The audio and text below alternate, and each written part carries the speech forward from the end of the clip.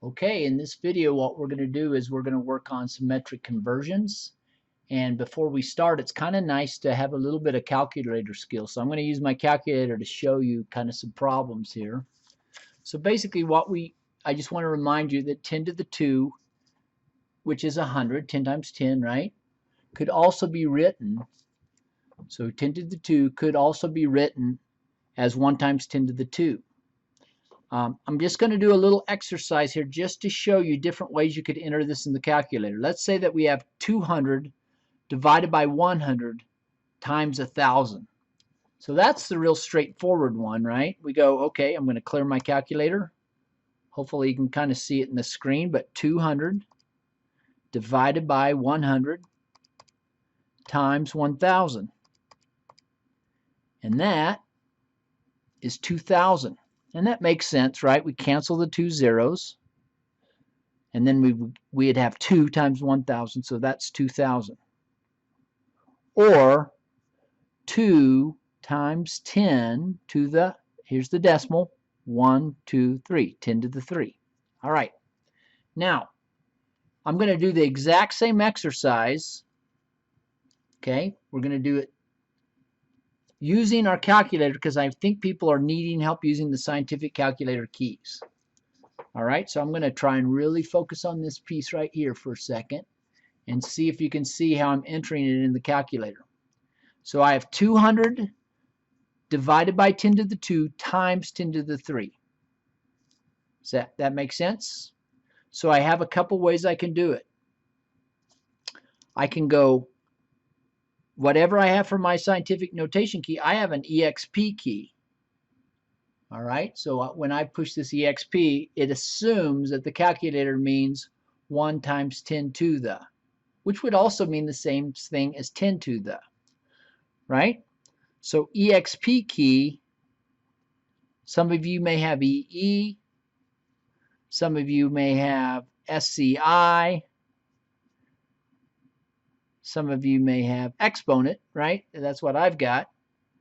Then what you need to do with that key is you need to understand that what that means is whatever the number is, you push that key, it assumes that you're putting in times 10 to that. That means the same thing as entering that. And then the next key you enter is going to be to some power. All right? So, in other words, if I wanted to enter 10 to the 2, all I'd have to do is hit my exponent key in 2. I have just entered 10 to the 2. All right, now I'm going to clear it. So here we go. I'm going to enter 200. I'm going to divide by 10 to the 2. So I just have to hit exponent 2. And then I'm going to multiply by 10 to the 3. So I don't have to say 10. I can say exponent 3. That means the same thing, equals. And again, I'm going to get the same answer of 2e to the 3. My calculator says 2e to the 3, which means the same thing as 2,000. All right? Now, sometimes you literally will be doing different scientific notation, like 4 times 10 to the 3. All right? So in that case, I'm going to do this operation. 4 times 10 to the 3. Anything on the bottom I divide, anything on the top I multiply. So I'm going to go 4 times 10 to the 3 divided by 10 to the 3 times 10 equals. Okay, so 4 e to the 3. That's the same thing as this. Divided by e to the 3 times 10 equals. And that gets me to my 40. And that makes sense, right? If I did that, I did that. 4 times 10 equals 40. So hopefully that helps on that piece. Okay, now we're going to go over and start working on our dimensional analysis for a little bit.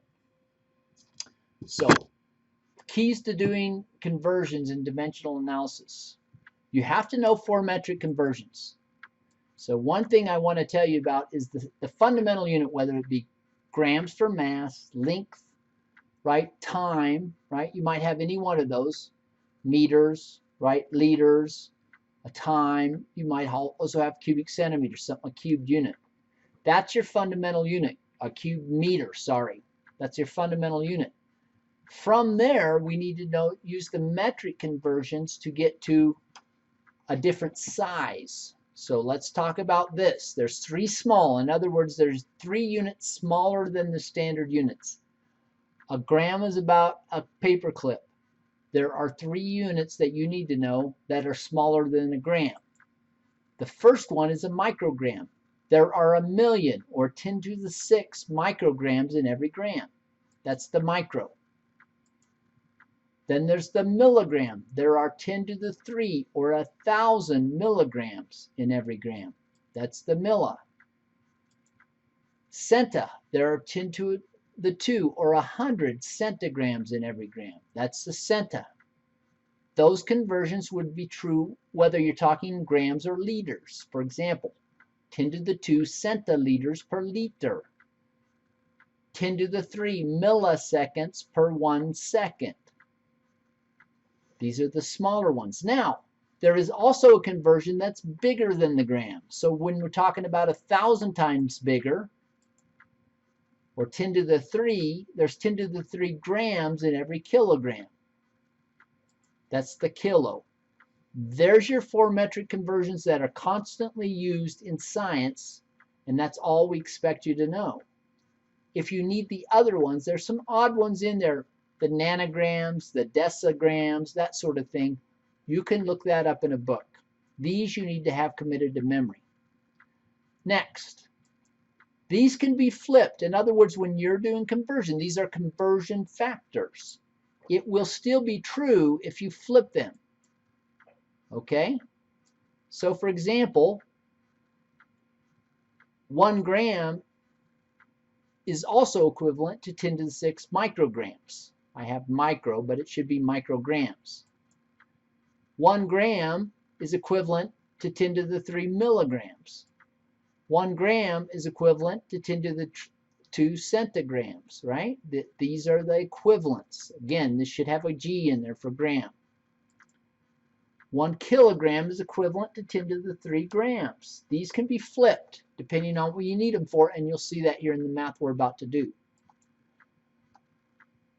There's only 1 metric conversion that bridges to volume to cubic volume units that you should know. There's others, but this is a simple way to do it, I think, in my opinion. If you are on the volume side, so we know, right? We have microliters, we have milliliters, we have centiliters, we have the standard liter, and we have the big one, the kiloliter. There are also cubic volume units. Micrometers cubed, millimeters cubed, centimeters cubed, and meters cubed. Or the big one, the kilometers cubed. It's a kilometer by a kilometer by a kilometer. That's a large volume, right? It's like a cubic mile almost. Okay, there's a bridge that separates those. Those are not the same units. You have to get from one to the other. I mean, they're both volume units, but there's some magical way to connect. And that magical bridge, is 1 cubic centimeter per 1 mil. 1 cubic centimeter per 1 mil. That is the way to get from any one of these to any of these others. Any of them, the volume units on the left to the cubic volume units on the right is through the bridge of 1 cubic centimeter per mil. All right, keep that in mind.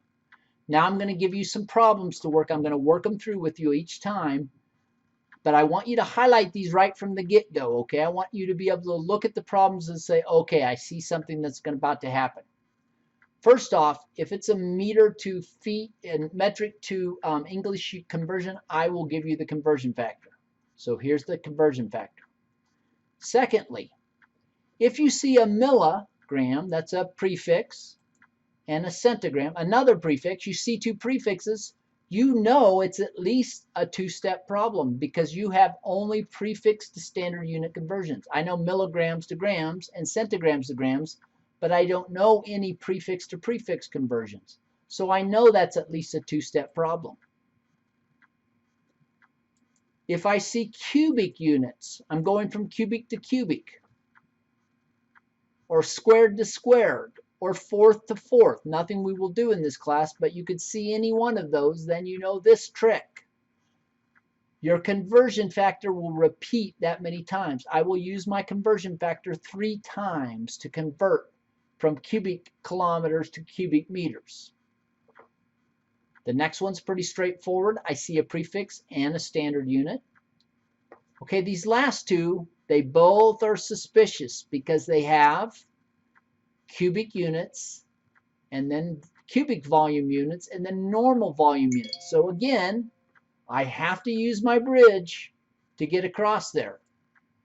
And that bridge is 1 cubic centimeter for every milliliter. All right, so now we're going to start working the problems. You have 3.28 feet in a meter.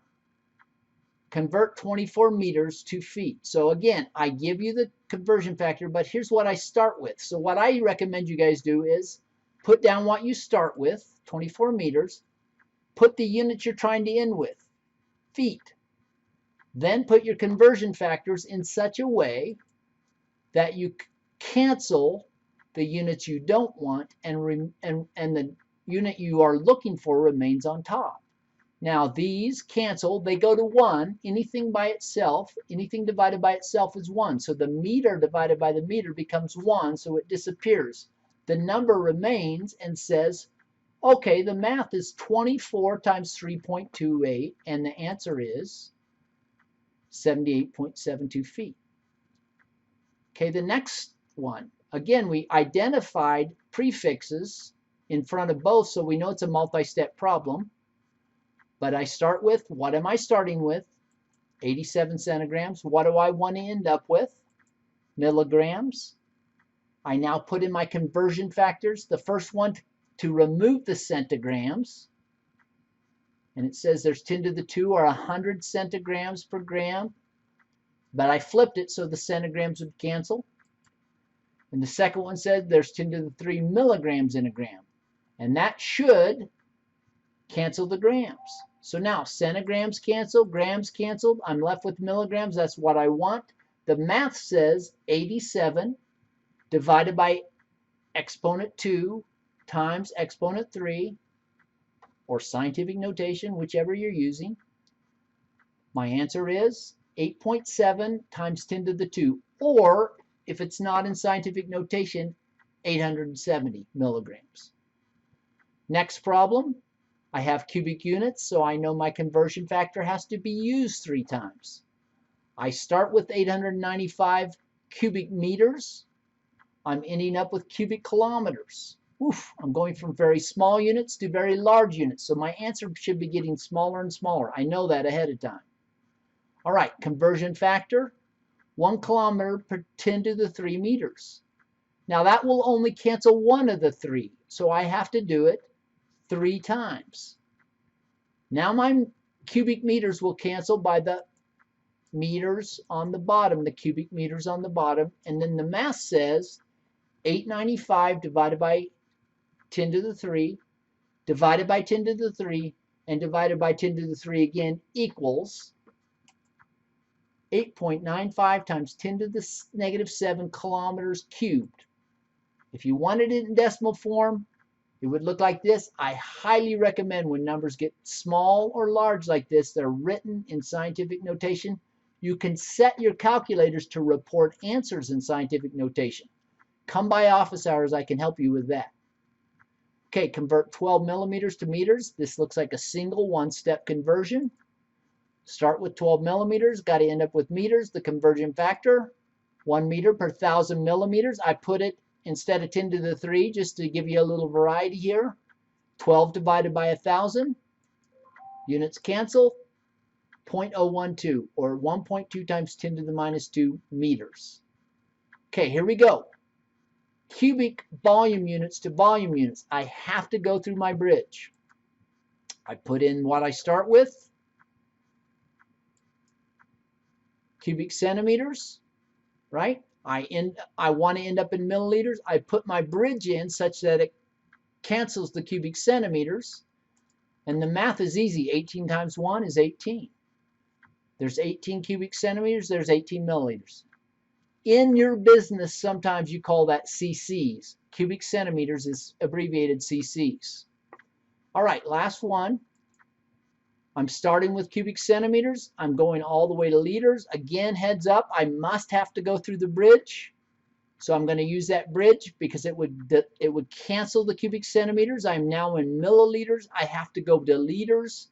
I know a conversion from milliliters to liters. It's 1,000 mils per liter. Liters are on top. Look at how my units cancel. Get rid of my milliliters. The desired unit, the liter, is on top. And I am now ready to do the calculation, which is 208 divided by 1,000, 0.208, or 2.08 times 10 to the minus 1 liters. I hope this conversion video has helped you.